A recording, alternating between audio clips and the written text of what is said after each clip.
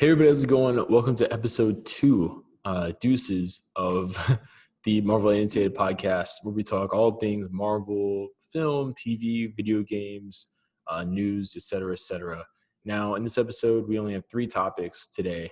The first topic is talking about Sony pushing back films like Venom 2, Morbius, and Spider-Man 3 potentially into 2022, which is kind of a big deal for a lot of reasons, which we'll get into. Topic number 2 is Chris Hemsworth saying as clearly as I guess he can, without going into spoilerific territory, that he will not be, one and doneing Thor in Love and Thunder. He will be playing Thor after Love and Thunder, which is great. A great update. And then topic number 3 is, just discussion on Black Widow. Should it stay in theaters still, at the date it has, November 3rd, I believe, or should it go to Disney Plus like Mulan did, or should it get pushed back? So we're going to talk about that. But getting into the first topic straight up the bat, and I want to apologize first and foremost about my camera quality. For some reason where I am, the lighting kind of changed. There's lights above me kind of changed. It looked great before. And of course, right before I record, it's, Murphy's Law, right? But anyways, so getting into our second topic here, Chris Hemsworth basically has confirmed that he is not dying in Thor Love and Thunder. I know that was a popular theory that he would either become unworthy or something, and something would happen that would make him vulnerable, or if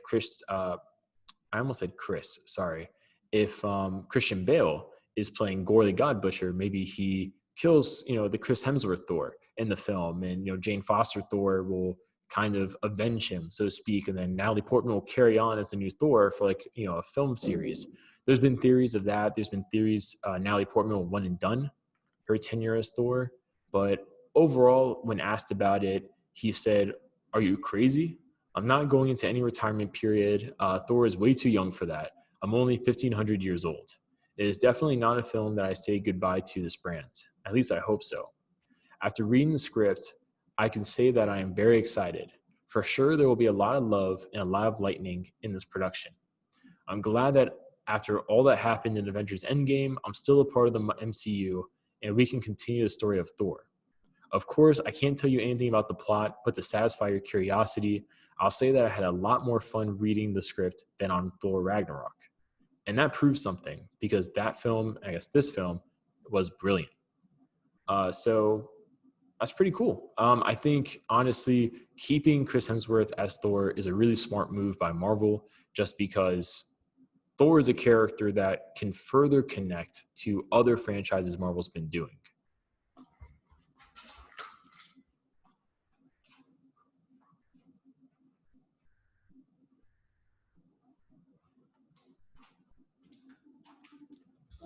Hey, what's up?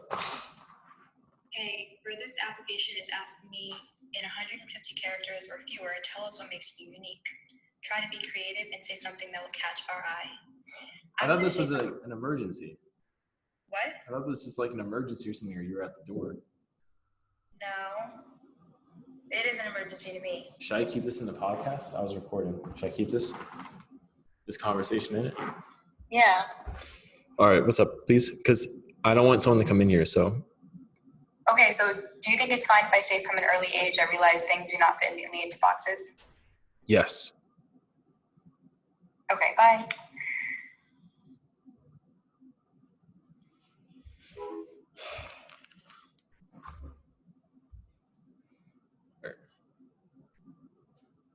Sorry about that. My whole recording stopped, so I had to resume it. But I think I was saying something along the lines of, I think it's really smart that the MCU, out of all the characters it kept, right? It didn't keep Cap, it didn't keep Iron Man, didn't keep Black Widow after the events of Endgame.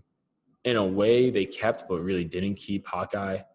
So I think keeping Thor and Hulk at the same time, but Thor was actually a really smart move, because when you look at the upcoming films Marvel has, Thor is not only a character that has maintained, I think, decent popularity, but he's a character that connects with the entire future of the MCU. I mean, the Eternals, he can connect with that. Shang-Chi, I don't really know how he could connect with that. Spider-Man 3, the same thing. But Thor, Love and Thunder, that's his movie. Doctor Strange into Multiverse of Madness, he can connect with that. as Doctor Strange appeared in Ragnarok. As well, he can connect with, I don't really think WandaVision necessarily, but Loki, I think it's pretty obvious how he can connect with that. She-Hulk, I don't really think, but maybe tangentially, he can make a cameo and it would make sense. Captain Marvel 2, it makes sense. Fantastic Four, it makes sense. Guardians of the Galaxy Volume 3, it makes a lot of sense. So I think if you had to keep a core founding Avenger, Thor makes a lot of sense. And at the same time, if you want to go more wackier and cosmic or keep it more serious in tone, Thor is a character that can kind of bridge that spectrum as well. While Captain America was always kind of not one dimensional, but I mean, he was kind of like, always more serious. Iron Man as well, like his movies were always more or less more serious. I mean, the most joking it was in terms of tone, I would say is Iron Man 2 at times. And then literal jokes, I would say Iron Man 3. But the subjects that they addressed in each one of the Iron Man films were always rather serious. I mean, war profiteering, propaganda. Well, we can go on and on. But I think for the most part, Thor is a film franchise that Chris Hemsworth definitely, he can ride that, for as long as he probably wants. And there's also a lot of really great Thor stories you can do.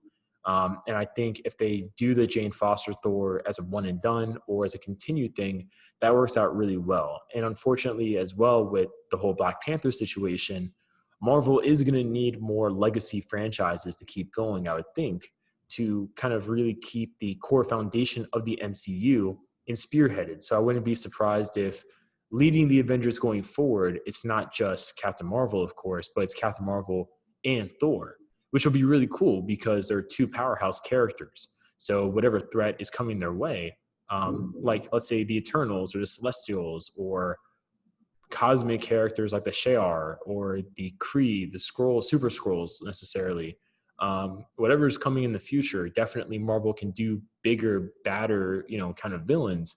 Because if you have leading the new Avengers team, Thor and Captain Marvel, I mean, you're going to need a bigger, badder threat as well to kind of, balance it out and make do. So I'm definitely excited. Now, if this means, I mean, he did renew his contract. We don't know how many movies more though, but assuming Chris Hemsworth will be starring in a new Thor trilogy, whether it's spearheaded by Taika or not. So let's say a Thor 5 and a Thor 6. I would love to see Magog. And if he's not in Thor 4, played by Christian Bale, Magog in Thor 5, I think that would work out really well. Also, if they want to redeem Malekith, I mean, I'm not opposed to redeeming Malekith at all because they totally butchered the character in Thor: The Dark World. But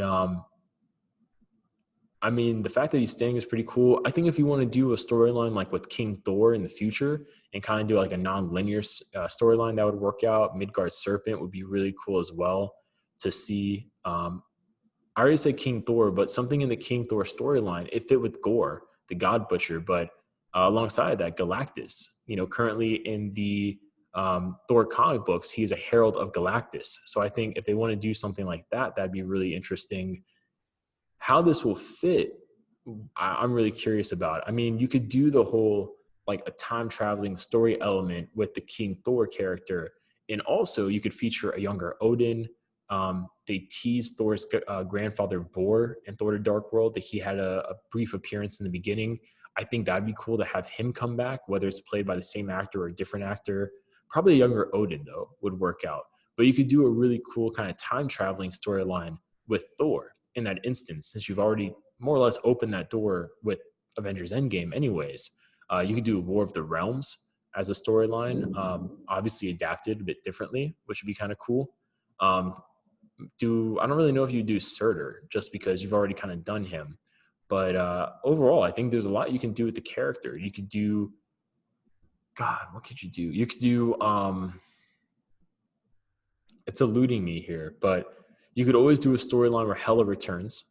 And I think if you're really going to conclude Chris Hemsworth Thor in the future and have him like sacrifice himself, whatever, I always thought it was cool in the recent Thor comics where he like lost his arm and replaced it with like an arm from the Destroyer. You could do something like that, which I thought was really badass.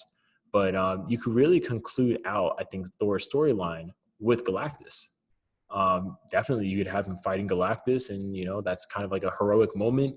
he sacrifices himself and, releases his equivalent, I guess, the Thor force in this instance instead of the Odin force. But, to save Earth, he does that to defeat Galactus, and it probably doesn't completely destroy Galactus, but maybe it's like enough to be like a really awe-inspiring, shocking sacrifice in whatever, like Avengers 5 or 6 or whatever storyline that would be in, right? So I think things like that are now on the table that you can do, which would be really cool to see. But yeah, leave your comments down below. What do you guys hope to see in the future from Chris Hemsworth Thor, since he is not going to be one and done with Thor Love and Thunder, which I think is nothing but great news, if I'm being honest. I think there's nothing better than, of all the characters, having someone like Chris Hemsworth come back, because it really seems like he was gaining his footing with Thor in between Thor Ragnarok and Infinity War. It seemed like that character is really kind of coming into its own and maturing as whatever Thor would be going forward. So I'm happy he didn't die. And I'm also really looking forward to some cool set pieces and action sequences with Stormbreaker, because it's supposed to be this really powerful weapon. And we've seen that, but I would love to see more of that, if that makes sense. But leave your comments down below. What do you guys think about this?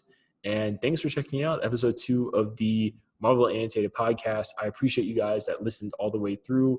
Leave a comment on your favorite segments, things I can improve upon, such as camera quality, of course. And, with all this said and done, check out the full audio on SoundCloud and Spotify. And we'll catch you guys later.